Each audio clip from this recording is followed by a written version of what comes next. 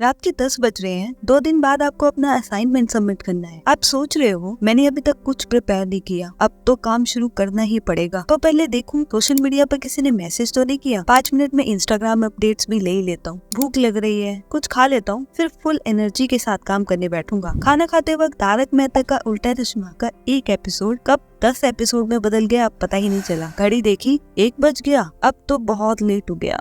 नींद भी आ रही है। एक काम करूंगा, सुबह जल्दी उठकर फ्रेश माइंड से काम करूंगा। ट्रस्ट मी, ये हम सबके साथ होता है। पर क्वेश्चन ये है कि हम प्रोक्रेस्टिनेट करते क्यों हैं जब हमें पता है कि इट्स बैड फॉर अस। उसके लिए हमें ये जानना होगा कि प्रोक्रेस्टिनेशन होता क्या है। क्या प्रोक्रेस्टिनेशन बस वॉलेंटरी डिले है? यही नहीं, और भी बहुत क्वेश्चंस है जिनका आंसर हम इस वीडियो में देखेंगे। जैसे कि प्रोक्रेस्टिनेशन करने के बाद मुझे गिल्टी फील क्यों होता है, ये तो मैंने अपनी इच्छा से किया था। प्रोडक्टिविटी हैक्स और how to get more work done videos procrastination की प्रॉब्लम को सॉल्व कर सकती हैं। प्रोक्रेस्टिनेशन का रूट कॉज क्या है, हम प्रोक्रेस्टिनेशन से रिलेटेड 3 मिथ्स को डिस्कस करेंगे और फाइनली प्रोक्रेस्टिनेशन को बंद कैसे करें। बट फर्स्ट थिंग, प्रोक्रेस्टिनेशन होता क्या है? प्रोक्रेस्टिनेशन लैटिन शब्द प्रोक्रेस्टियस से लिया गया है, जिसका मतलब है अपनी इच्छा से किसी काम को कल पर टाल देना जिसे अभी किया जाना चाहिए था। पर प्रोक्रेस्टिनेशन सिर्फ वॉलेंटरी डिले से कहीं ज्यादा है। प्रोक्रेस्टिनेशन को ग्रीक शब्द अक्रेसिया से भी ड्राइव किया जाता है, जिसका मतलब है अपनी जजमेंट के अगेंस्ट काम करना। प्रोक्रेस्टिनेशन करते वक्त न सिर्फ हम अवेयर हैं कि हम इस टास्क को अवॉइड कर रहे हैं, पर ये भी जानते हैं कि ऐसा करने से फ्यूचर में प्रॉब्लम क्रिएट होंगी, फिर भी हम प्रोक्रेस्टिनेट करते हैं। यही सेल्फ अवेयरनेस ही रीजन है हमें प्रोक्रेस्टिनेशन से बहुत बुरा लगता है। इसीलिए प्रोक्रेस्टिनेशन को इसेंशियली इरैशनल भी कहा जाता है, क्योंकि कोई भी समझदार इंसान जानते हुए कि इस काम के नेगेटिव कॉन्सिक्वेंसेस होंगे फिर भी वही काम करे, ये तो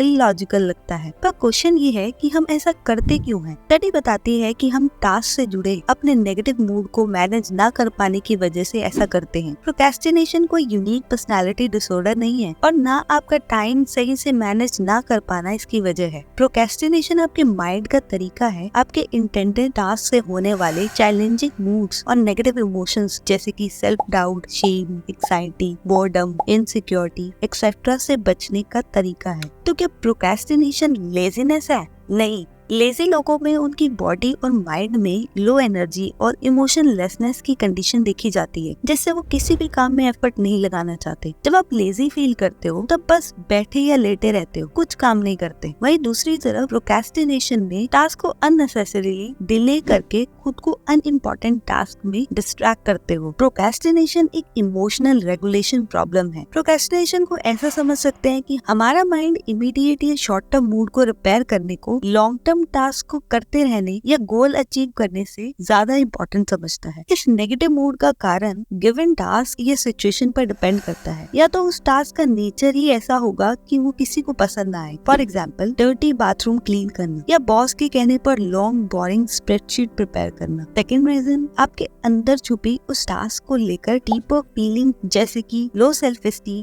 सेल्फ डाउट, एंजाइटी, इनसिक्योरिटीज हो सकती हैं। फॉर एग्जाम्पल, आपको स्प्रेडशीट या एक्सेल पर काम करने से प्रॉब्लम नहीं है, तो फिर भी आप खाली डॉक्यूमेंट को देखकर सोच रहे हो इस फाइल को मैं प्रिपेयर कर सकूं, मैं इतना स्मार्ट नहीं। अगर मैं हूँ भी तो बाकी कलीग्स मेरे बारे में क्या सोचेंगे? अगर मैंने सब गड़बड़ कर दी तो लिखना बहुत मुश्किल है। इन थॉट से आपको लगेगा हटाओ इस स्प्रेडशीट को, इससे अच्छा तो मैं बाथरूम ही क्लीन कर लूं। प्रोक्रेस्टिनेशन में आप ना सिर्फ उन टास्क को प्रोक्रेस्टिनेट करते हो जिनको आप ना पसंद करते हैं, बल्कि उन चीजों को लेकर भी प्रोक्रेस्टिनेट कर सकते हैं जिसे हम करना पसंद करते हैं। फॉर एग्जाम्पल, म्यूजिक क्रिएटर्स या आर्टिस्ट एंजॉय करते हैं अपने आर्ट के थ्रू खुद को एक्सप्रेस करना, पर हाई एक्सपेक्टेशन, प्रेशर, परफेक्शनिज्म उनके रास्ते का हर्डल बन जाता है, जो आपको एंजाइटी, स्ट्रेस, फियर से भर देता है। और माइंड इस स्ट्रेसफुल कंडीशन को थ्रेट समझकर प्रोक्रेस्टिनेशन को एस्केप मैकेनिज्म की तरह यूज करता है। यूनिवर्सिटीज की स्टडी में पाया गया ज्यादा चांसेस है पार्टिसिपेंट का उन टास्क को बाद के लिए टाल देना जिन्हें वो स्ट्रेसफुल या चैलेंजिंग परसीव करते हैं। और ये परसेप्शन कि टास्क कितना डिफिकल्ट है आपके उसे प्रोक्रेस्टिनेट करने से और बढ़ जाता है। इस सब से आपके उस टास्क से जुड़ी नेगेटिव फीलिंग्स को और बढ़ावा मिल जाता है। अब ये नेगेटिव फीलिंग्स हमेशा रहेंगी जब भी आप इस टास्क को करने की कोशिश करोगे। अब आप इस टास्क को प्रोक्रेस्टिनेट करते चले जाओगे और ये साइकिल कभी खत्म नहीं हुई।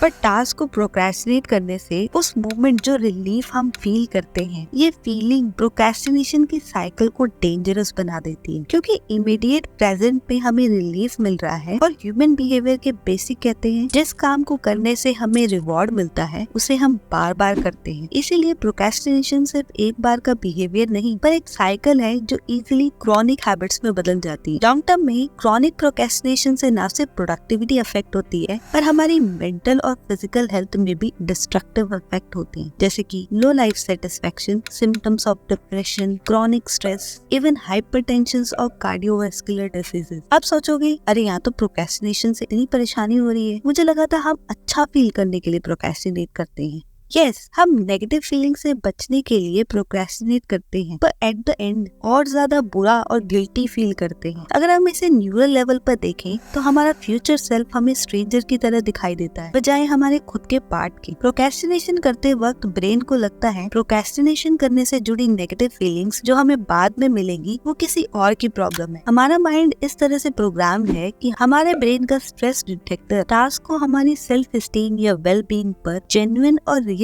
थ्रेट समझकर, जानते हुए कि प्रोक्रेस्टिनेट करने से हमें ज्यादा स्ट्रेस होगा, फिर भी इमीडिएट स्ट्रेस को रिमूव करने पर ही ध्यान देगा। थैंक्स टू एवोल्यूशन हम फ्यूचर के बारे में सोचने के लिए डिजाइन ही नहीं हुए, क्योंकि हमारा पूरा ध्यान अभी सर्वाइव करने में होता था। अनफॉर्चुनेटली हम खुद से बस हाथ से प्रोक्रेस्टिनेशन बंद ऐसा नहीं कह सकते, क्योंकि ऐसा कहने से प्रोक्रेस्टिनेशन बंद नहीं हो जाएगी। प्रोडक्टिविटी हैक्स और how to get more work done videos procrastination के रूट कॉज को एड्रेस नहीं करती। प्रोक्रेस्टिनेशन का रूट कॉज को ठीक कैसे करें, हमें ये समझना होगा कि procrastination is all about emotions, ना कि प्रोडक्टिविटी इश्यूज। प्रोक्रेस्टिनेशन का solution time management app download करना या सेल्फ कंट्रोल की न्यू स्ट्रेटेजी सीखना नहीं है। हमें अपने इमोशन को मैनेज करने के नए तरीके को सीखना होगा। हमारा ब्रेन हमेशा रिलेटिव रिवॉर्ड पाना चाहता है। अगर आप किसी हैबिट लूप में फंस गए हो, इसे बाहर निकलना चाहते हो, हर चीज समझ आ रही है कि ये कितना बुरा है, पर लूप को ब्रेक करने के लिए कोई बेटर रिवॉर्ड नहीं है, तो ब्रेन बार बार फिर से वही हैबिट रिपीट करेगा जब तक हमारे पास कुछ बेटर ऑफर करने के लिए नहीं होगा। प्रोक्रेस्टिनेशन के केस में हमें अवॉइडेंस से बेटर रिवॉर्ड ढूंढना होगा, ऐसा कुछ जो हमारी चैलेंजिंग फीलिंग्स को भी शांत कर दे और फ्यूचर सेल्फ को भी हार्म ना करे। प्रोक्रेस्टिनेशन की एडिक्शन में प्रॉब्लम ये है कि हमारे पास infinite number of substitute actions हैं जो कि प्रोक्रेस्टिनेशन से जुड़ी हैबिट को सब्स्टिट्यूट कर सकते हैं। फॉर एग्जाम्पल, पहले आप इंस्टाग्राम पर टाइम वेस्ट करते थे, टाइम सेव करने के लिए आपने इंस्टाग्राम डिलीट कर दिया, पर अब फेसबुक, यूट्यूब या इन पर्सन लोगों से गप्पे लगाना, इन सब में आप अपना टाइम वेस्ट करने लगे हो। इसीलिए सॉल्यूशन आपके अंदर से आना चाहिए और खुद के अलावा किसी पर डिपेंडेंट नहीं होना चाहिए। Forgive yourself. साइंटिफिक स्टडीज में पाया गया कि जिन स्टूडेंट्स ने फर्स्ट एग्जाम में किए प्रोक्रेस्टिनेशन को माफ कर दिया, उन्होंने सेकंड एग्जाम में कम प्रोक्रेस्टिनेट किया। उन्होंने कंक्लूड किया कि सेल्फ फॉरगिवनेस प्रोडक्टिविटी को बढ़ाता है। Practice self compassion. मिस्टेक या फेलियर के वक्त काइंडनेस के साथ खुद को समझने की कोशिश करो। 2012 की स्टडी में पाया गया कि प्रोक्रेस्टिनेट करने वाले लोगों में हाई स्ट्रेस और लो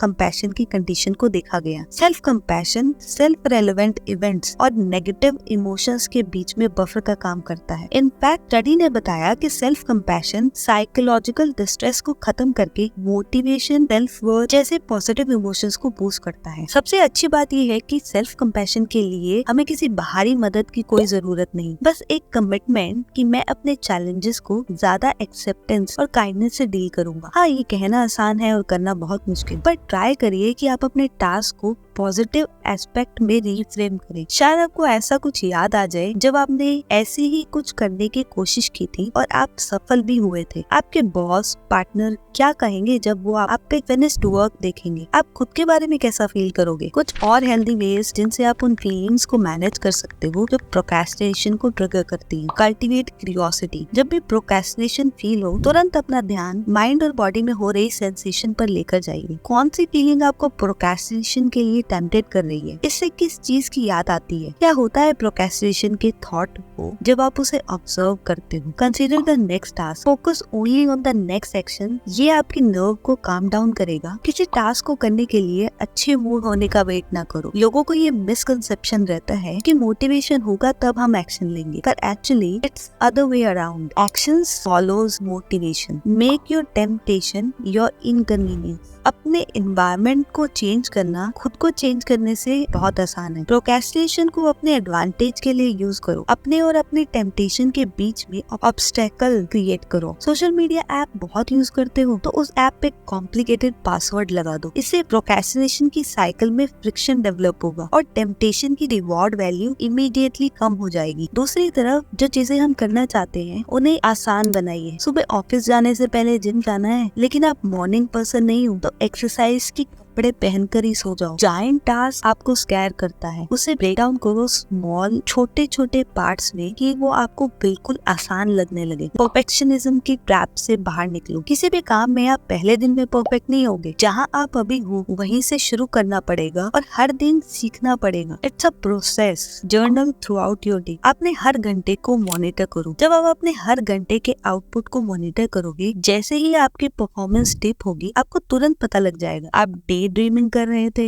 या डिस्ट्रैक्टेड थे और आप नेक्स्ट आवर में उसे ठीक कर पाओगे। इससे आपका पूरा दिन भी खराब नहीं जो कि अदरवाइज प्रोक्रेस्टिनेशन का रीजन में ऐड हो जाता। डे ड्रीमिंग और अर्ली टाइम मॉनिटरिंग मैंने टाइम मैनेजमेंट की वीडियो में डिटेल में एक्सप्लेन किया है। अगर आप इस वीडियो के बाद उसे देखना चाहो, लिंक आपको आई बटन और डिस्क्रिप्शन दोनों जगह मिल जाएगा। Last but most important actually, क्यों हम किसी काम को करने के स्टैंडर्ड मेथड को अपनी एक्सपेक्टेशन का बेंचमार्क समझ लेते हैं? क्यों हम सोसाइटी के सेट एज नंबर्स को किसी काम को करने की डेडलाइन समझ लेते हैं? क्यों हम भूल जाते हैं कि हर इंसान यूनिक है, उसके strength, weaknesses, way of doing things, interest different है। फिर भी क्यों हम सबको इक्वल समझकर परफेक्ट मेथड या टेक्निक्स को डिफाइन करते हैं? एग्जांपल, हर किसी के पढ़ने का तरीका अलग है। कोई बैठकर पढ़ता है तो कोई घूमकर, कोई अकेला पढ़ता है तो कोई ग्रुप में प्रोडक्टिव फील करता है, कोई एडवांस में एग्जाम के लिए प्रिपेयर्ड रहता है और कोई एंड के 1 या 2 दिन में कमाल कर देता है। Embrace your uniqueness, find out your way of doing things. फिर भले ही वो स्टैंडर्ड से कोसों दूर हो पर आपके बिल्कुल करीब। And actually it's good to be unique. Common तो हर कोई है।